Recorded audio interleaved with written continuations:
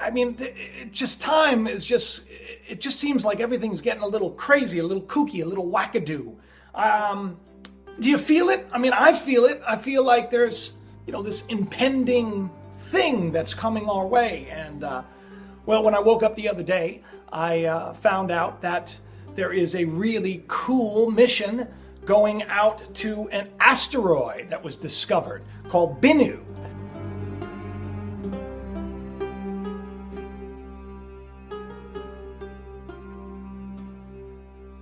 We're going to get into that today.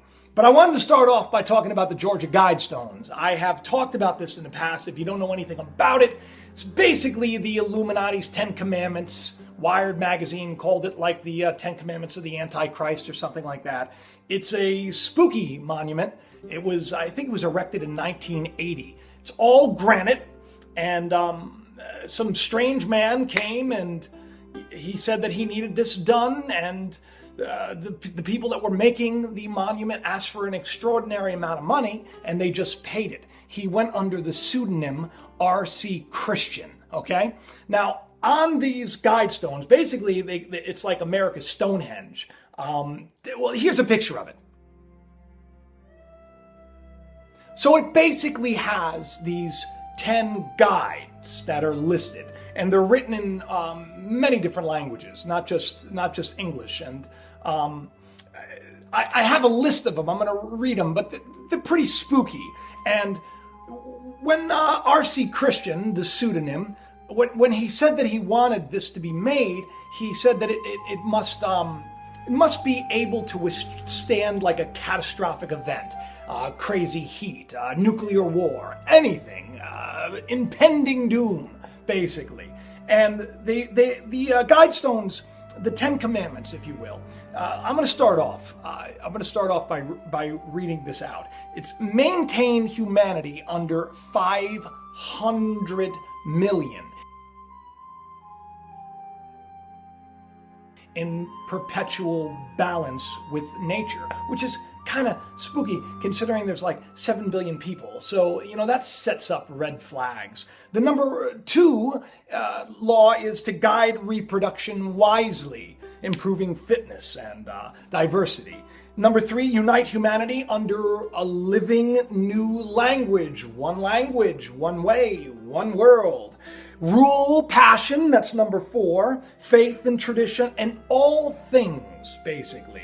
Basically control everything. Number 5 is protect people and nations with fair laws and just courts. Number 6, let all nations rule internally, resolving external disputes in a world court. Yes, it sounds a lot like that New World Order that everyone's so frightened about. Number 7, avoid petty laws and useless officials. Number 8, balance personal rights with social duties. 9 is prize truth, beauty, and love, seeking harmony with the infinite. And number 10, be not a cancer on the earth. Leave room for nature. Leave room for nature. Be not a cancer on the earth. Now that is irony, considering that those that are in control have been a cancer to this earth and have been a cancer to all of us. Look at the wars that are raging right now. Look at how many people are impoverished and how many people are suffering today because of that less than 1% that rules all things.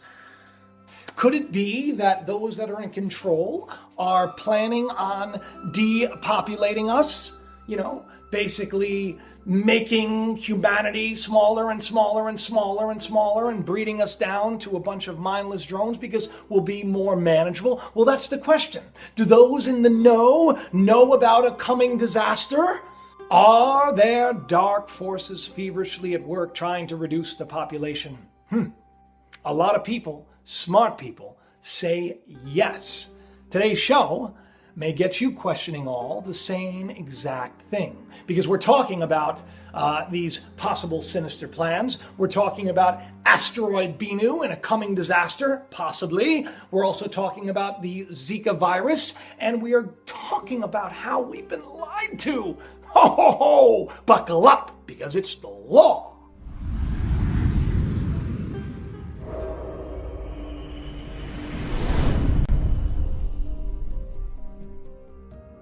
Okay, so September 11th, 1999. An asteroid about a quarter of a mile in length called Bennu was discovered that day.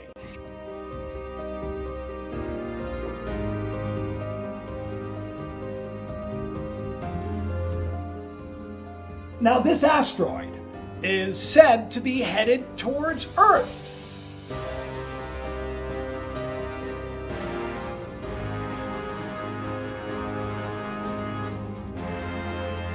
Every 6 years, it passes very, very close. And last year, a lot of people were worried about it. Even though we escaped, we had nothing to worry about, right? Well, fun fact about Bennu. Bennu is actually an Egyptian god.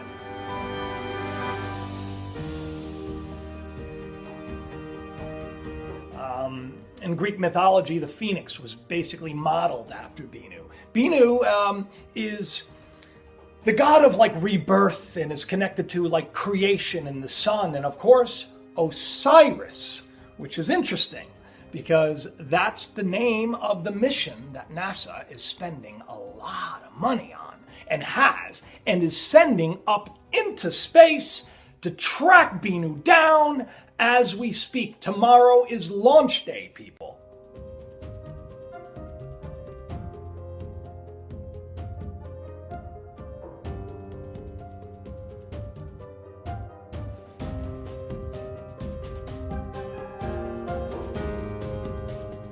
Many worry and many have said that in a couple of 100 years, Bennu may indeed be on a collision course with Earth. It may not, end the world, but it would be catastrophic, that is for sure. Which is why I'm sure NASA is very interested in it. Even though they're saying there's another reason that they're interested in it out of the, the infinite amount of rocks that are in space that they could have chosen. It has nothing to do with the fact that I'm sure every year as it passes the sun heats it up and it's actually pushed a little closer to us. And I'm sure it has nothing to do with, the encroaching solar system that is headed our way. Yes, I'm talking about Nibiru, which most likely sent these towards us to begin with.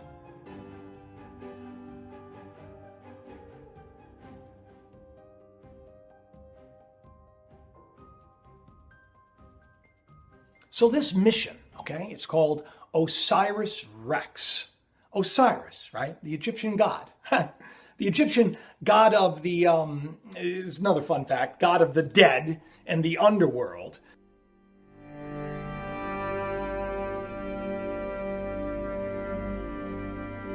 Cute, right? Well, they have another reason that they named it Osiris. There's no coincidence there. Take a look. If you want to study a piece of the early solar system in a lab on Earth, what do? To better understand the evolution of our solar system, NASA is sending the Origins Spectral Interpretation Resource Identification Security Regolith Explorer, or OSIRIS-REx, to study a near-Earth asteroid called Bennu.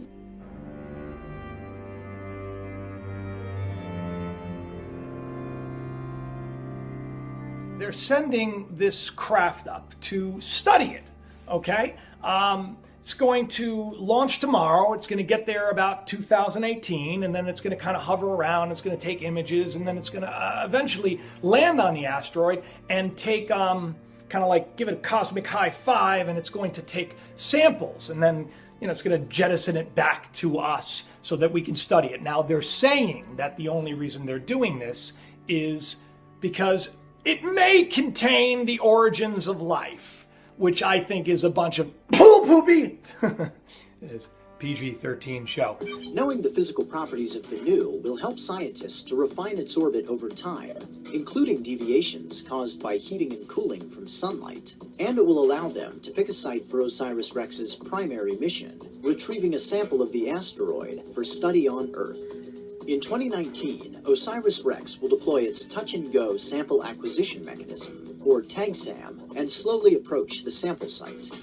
When the TAGSAM touches the surface, it will release a burst of nitrogen gas, causing loose rocks and soil to flow into the collector.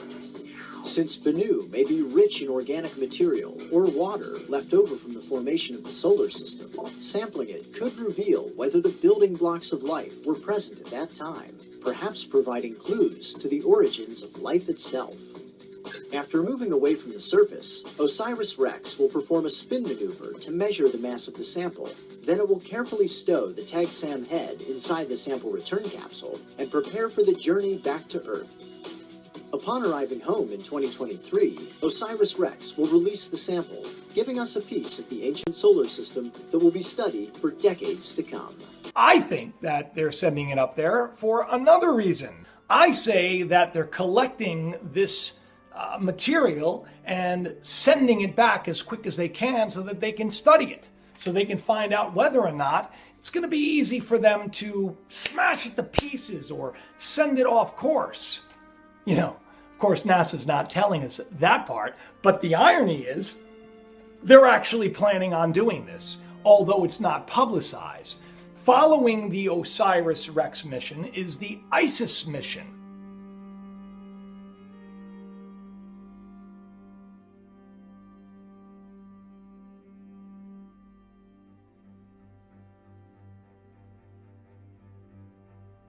Yeah, great name for that one too.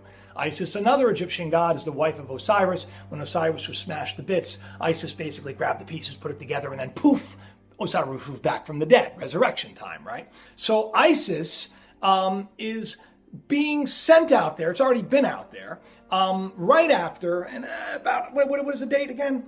It's in February of 2021, which ironically coincides with the time Bennu is going to, be close to Earth again. It's supposed to impact Bennu. It's supposed to smash into it. And then OSIRIS-REx, they're saying, is going to take pictures and it's going to video, and we're going to see if we actually can, take an asteroid and set it off course. Now, see, my thinking is that that's exactly what they're trying to do. They're absolutely trying to either direct it off course or, God forbid, they're trying to send it towards us a little sooner. That sounds nutty. I can't imagine anybody doing that. But I also can't imagine us, carpet bombing countries that, we want to take over for oil. I can't imagine that either. So who is to say, right? This is a despicable time that we're living in with despicable people. But basically, I want to know why NASA is not giving us all of the information, If they have alternative plans, they should tell us. And really, why don't we have a say in whether or not a craft is going to crash into an asteroid a quarter of a mile in width and length that could devastate our planet, when this collision could send it towards us to begin with? Why don't we have a say? Because, people, we don't have a say in anything. Much like the hundreds of thousands of bees that were just wiped out when they were honeybees, by the way, when they were spraying for Zika,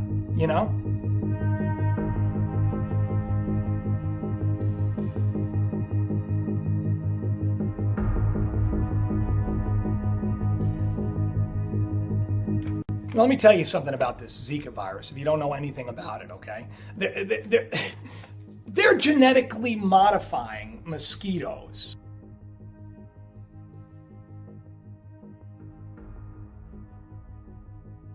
That's the idea. They're genetically modifying mosquitoes so that when they breed with these, female mosquitoes that are carrying things like dengue fever and Zika, then they'll have a breed of insect babies, larvae, that cannot reproduce, okay? So basically wiping out an entire population. The problem with this is, and doctors are speaking up about this, and they're not really making a big deal out of it as they should, is the fact that this is like a gene jumping carrier. So it can jump from the mosquito to a host. It's no coincidence that, Zika, which was relatively not that big of a deal, I guess, it was a pretty bad fever and everything else, but after they released these genetically modified mosquitoes into, I believe it was I believe it was Brazil. I'm not sure. Google it. So after they did this, what happened was there was like an outbreak, and not to mention, all of a sudden babies they were being born with, these terrible malformities like microcephaly, these little tiny heads on these babies' bodies. And it was 100% linked to Zika. The problem is, many are saying that it's really caused by these genetically modified males that they have been sending out.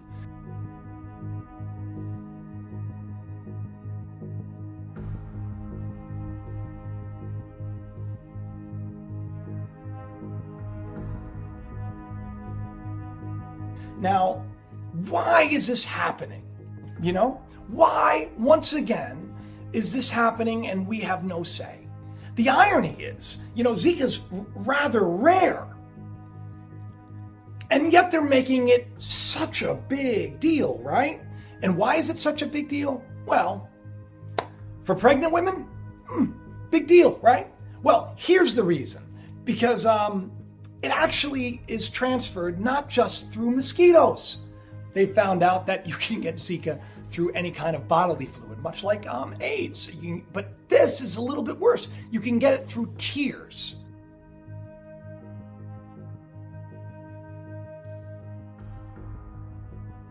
How about them apples? And do you know what they're trying to do now? Because, of course, these genetically modified mosquitoes have been approved by the FDA.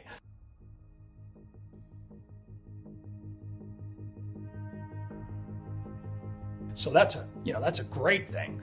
Make a big deal out of a rather small virus and, create a paranoia about it. And then you'll get FDA approval, and then you can just send out these Frankenstein mosquitoes that are basically set on making an entire race of mosquitoes sterile.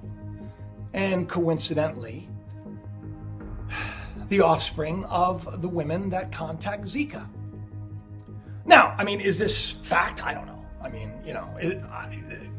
I'm not a news channel. I'm just somebody that is interested in these things, and I just want to share these things because I think that we need to know why an entire,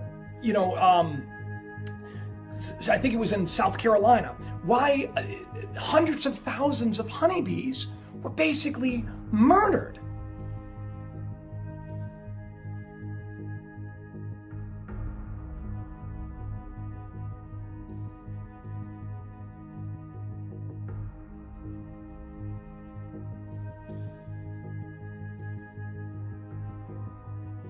Don't tell me they didn't know that that was going to happen. Now, if you know anything about honeybees, honeybees are like essential to the food chain. They pollinate our fruits and our vegetables.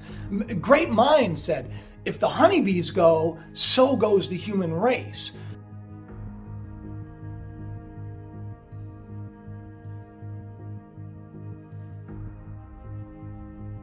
And for the last, 10 years or so, we've been hearing about these, mysterious colony collapse disorders where honeybees they're just dying. And now it's not even that. Now we're just carpet bombing them with, insecticides, and they're dying in the process. Genetically modifying insects, yeah, and we're just sitting back, going about our business, watching The Bachelor in Paradise, which I happened to see last night for the first time, and I got to tell you, it was pretty good. So anyway, listen, people, the world the way it is right now needs your help. Okay, we need to change it. You remember that old expression: if you want to change the world, first change yourself. So yes, change yourself, because things are going on behind the scenes that we're not aware of. They've been going on for a long time. Wars have been fought under false flags for how long? It's a fact. The Vietnam War started off nothing. The Iraq War started off lies about weapons of mass destruction, and it had nothing to do with the Twin Towers to begin with. But we just sit and we go like our little worker ants to work, and we grind and we grind and we grind, and we barely get by as the people in power are taking it all. So how can we change the world? world? Well, we can change the world by educating people. We can change the world by saying, wake up and smell the coffee. Let's get involved. Let's do a little bit more than just talk about how unfair the world is. I am not a revolutionary, okay? But I am someone who is very, very interested in a revolutionized way of thinking. I believe that love can change things. I just don't know if, I don't know if it's gonna happen, because I see people and I pass people on a daily basis and I read even some comments. Man, there's not a lot of love to go around from these people that are so hell-bent on being angry and just hating on other things and other people and their circumstances, and being jealous and envious and proud and arrogant and slothful and lazy. And the list goes on and on and on. But then there are so many others, so many other wonderful people, so many other people that care, so many other people that love, so many other people that will stop to help someone. These are the people that I'm interested in reaching. And I see all of your comments, and I am so grateful you take the time to encourage me and to encourage each other. And I wish I could reach out and hug every single one of you. So let me give you a universal hug through YouTube right now. I love you all, and I'm so grateful you took the time to listen. Please, get involved, educate yourself, find out what's going on, because the world is rapidly changing. And I believe within the next couple of years, we're going to see change like we've never seen before. But I believe we can be a part of that change. And I believe that that change is going to lead to something good in the end. So don't be fearful. Be filled with life and hope and love. And I love you all. And I'll talk to you soon. Please do subscribe.